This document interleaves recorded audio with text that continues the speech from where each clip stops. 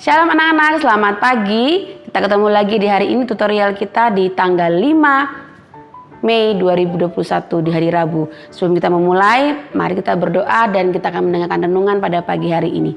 Lipat tangan dan tutup mata, kita berdoa.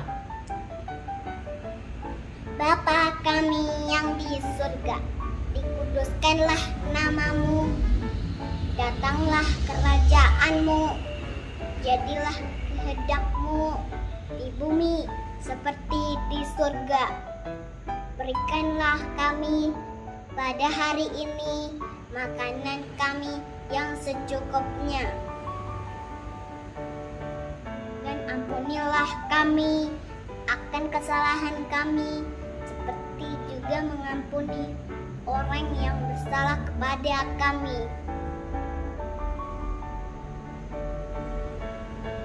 Dan janganlah membawa kami ke dalam percobaan, dan lepaskanlah kami daripada yang jahat, karena Engkaulah dan mempunyai kerajaan dan kuasa dan kemuliaan sampai selama-lamanya. Dalam nama Tuhan Yesus, amin. Anak-anak, kita akan mendengarkan firman Tuhan. Hari ini, firman Tuhan yang akan dibawakan bercerita tentang Esau dan Yakub yang berada di dalam kitab Kejadian, yaitu di Perjanjian Lama, di pasal yang ke-25 ayat 19 hingga ayat yang ke-34. Esau dan Yakub, dua bersaudara kembar namun memiliki perbedaan. Mereka hidup dari kecil hingga dewasa penuh dengan rukun, bertengkar, nanti rukun, nanti bertengkar.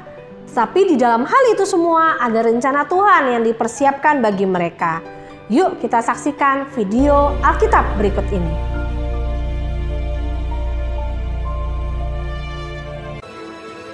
Abraham mencapai umur 175 tahun, lalu ia meninggal. Setelah Abraham mati, Allah memberkati Ishak, anaknya itu, dan Ishak diam dekat sumur Lahai Roi. Dan Ishak berumur 40 tahun ketika Ribka, anak Betuel, saudara perempuan Laban orang Aram itu, diambilnya menjadi istrinya. Berdoalah Ishak kepada Tuhan untuk istrinya, sebab istrinya itu mandul. Tuhan mengabulkan doanya, sehingga Ribka istrinya itu mengandung. Tetapi anak-anaknya bertolak-tolakan di dalam rahimnya, dan ia pergi meminta petunjuk kepada Tuhan. Firman Tuhan kepadanya, "Dua bangsa ada dalam kandunganmu, dan dua suku bangsa akan berpencar dari dalam rahimmu. Suku bangsa yang satu akan lebih kuat dari yang lain, dan anak yang tua akan menjadi hamba kepada anak yang muda." Ishak berumur 60 tahun pada waktu mereka lahir. Memang anak kembar yang di dalam kandungannya. Keluarlah yang pertama, warnanya merah. Seluruh tubuhnya seperti jubah berbulu. Ia dinamai Esau. Keluarlah adiknya. Tangannya memegang tumit Esau. Ia dinamai Yakub.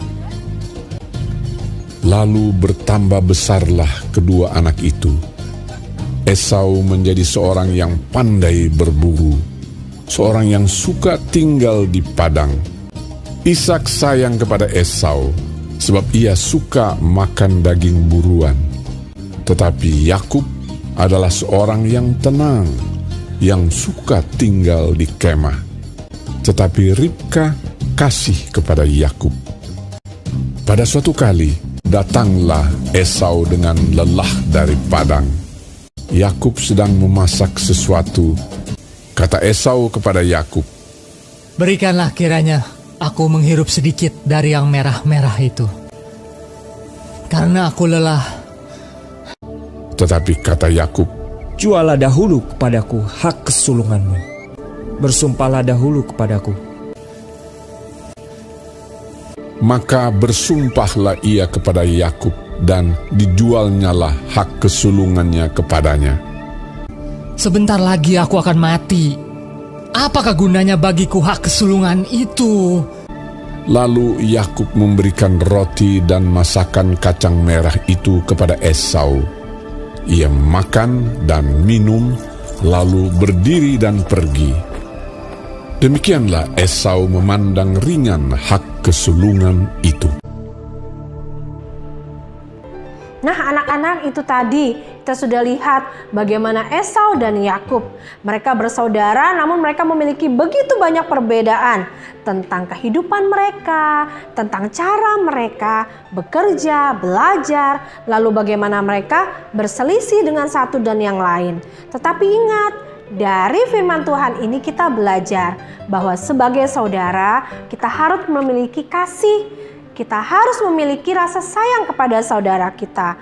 Kalaupun dia nakal, kalaupun dia berbuat salah, kita harus memaafkan dia. Kenapa? Karena firman Tuhan berkata, kita harus mengasihi sesama kita manusia. Terlebih, Tuhan ingin supaya kita mengasihi saudara kita.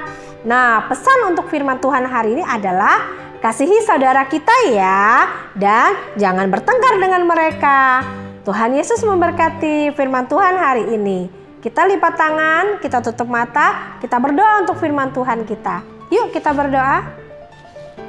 Tuhan Yesus, terima kasih untuk firman hari ini. Ajarlah kami agar boleh saling mengasihi dengan saudara kami. Jauhkanlah pertengkaran, jauhkanlah perselisihan di antara kami. Terima kasih Tuhan Yesus untuk firman-Mu.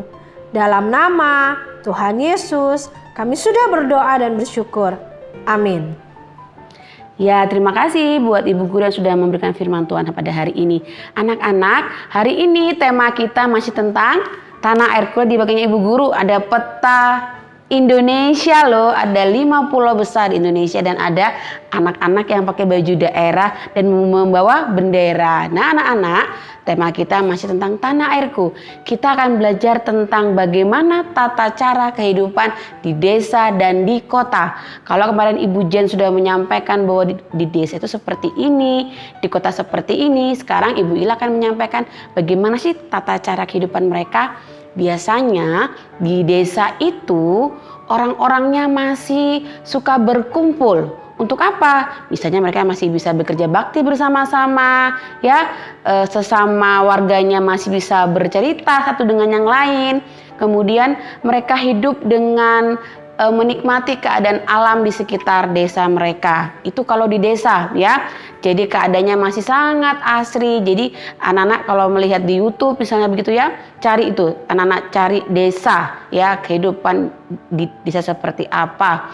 Kemudian kalau di kota, nah karena kita sekarang ini tinggal di kota, tentunya kita tahu ya tata cara kehidupan di kota seperti apa. Sibuk dengan pekerjaan masing-masing ya. Kalau pagi-pagi mama papa sudah bangun, sudah harus bekerja di rumah, kemudian harus keluar rumah untuk bekerja mencari mencari uang untuk kehidupan kita ya. Sehingga kadang-kadang kehidupan di kota itu kurang bisa untuk berkumpul seperti di desa ya.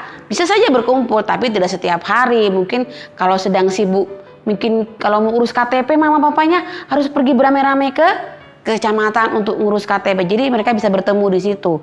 Atau juga kalau kita mau urus anak-anak sekolah ya. Jadi orang tua harus ke sekolah, bisa bertemu di sekolah. Jadi memang tata cara kehidupan di kota itu lebih sedikit daripada di desa. Jadi pertemuan-pertemuan itu biasanya dilakukan kalau ada waktu-waktu tertentu seperti urus KTP, urus SIM, atau pergi beribadah seperti itu ya anak-anak ya.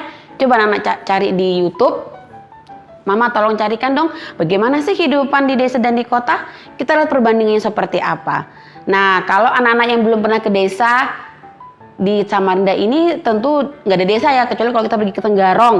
Nah, itu masih ada desa, masih ada padi, kita masih bisa lihat padi ya, masih bisa lihat yang hijau-hijau seperti itu. Tapi kalau di kota, kita sudah tidak bisa lihat lagi yang namanya sawah. Yang ada hanya gedung-gedung yang tinggi ya, kemudian jalan yang banyak polusinya tentunya. Tapi kita bersyukur ya, kita masih bisa menikmati kota, masih bisa menikmati desa. Anak-anak, sekarang kita akan belajar. Ayo siapkan buku, temanya, dan pensilnya. Oke, kita akan buka bukunya di halaman 11. Nah, anak-anak diminta untuk menggunting lembar kerja yang ada di belakang kalian. Ini bukunya sudah Ibu Ila gunting. Nanti kalian gunting alat peraga ini, kemudian susun di kotak-kotak yang kosong. Tapi menyusunnya jangan sampai terbalik. Kira-kira kalau sudah disusun, menjadi bentuk apa ya gambar ini ya? Jangan lupa digunting, disusun dulu baru ditempel. Jangan lupa untuk tulis tanggal di sini. Itu tugas yang pertama. Tugas yang kedua di halaman 28 yang paling terakhir. Anak-anak, di situ ada gambar alat musik tradisional kita ya. Tugasnya gampang seperti yang pernah kita bahas Jumat yang lalu. Kita akan memberikan tanda lebih banyak ya. Contohnya di alat musik angklung, kalian hitung dulu berapa jumlah yang sebelah kanan, berapa jumlah sebelah kiri. Yang lebih banyak kalian beri tanda lebih banyak, berarti mulut buayanya itu yang ke alat musik yang lebih banyak ya. Buat di kotak-kotak yang sudah ada di buku kalian ya. Kerjakan sampai 4 gambar ini. Ingat mencari atau membuat simbol tanda lebih banyak pada gambar. Selamat mengerjakan, jangan lupa tulis tanggalnya dan kirim ke Ibu Guru. Baik, sudah kerjakan tugas-tugasnya ya. Ibu Ila mau kasih kalian satu lagu tentang desaku. Seperti ini lagunya.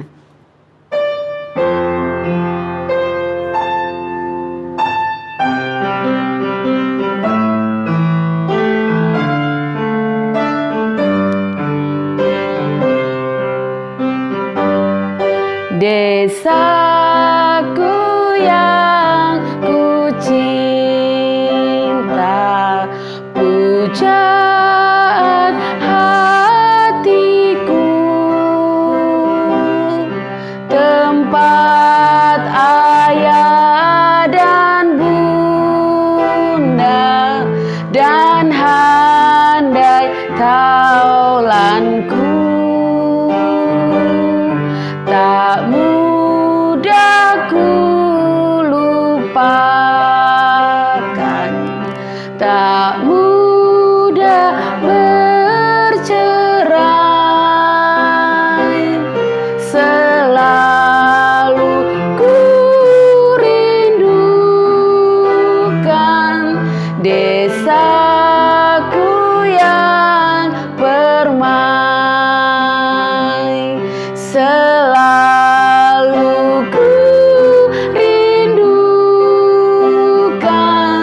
desaku yang permai.